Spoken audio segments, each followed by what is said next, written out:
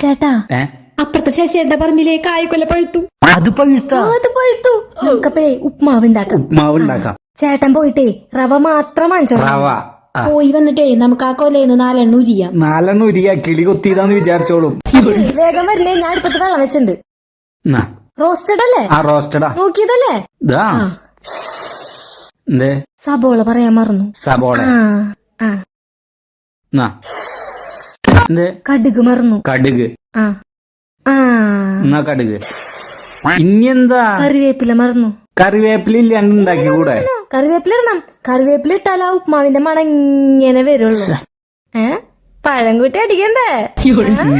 വേറൊന്നില്ല, ഉറപ്പാലോ? നീ ഉപ്മാവ് കണ്ടിണ്ടാ? സത്യത്തിൽ നീ ഉപ്മാവ് കണ്ടിണ്ടാ? ഈ സബോളയും കടുകും വേപ്പിലും ഇല്ലാണ്ടാണോ നീ ഉപ്മാവ് ഉണ്ടാക്കാൻ നടക്കുന്നത്?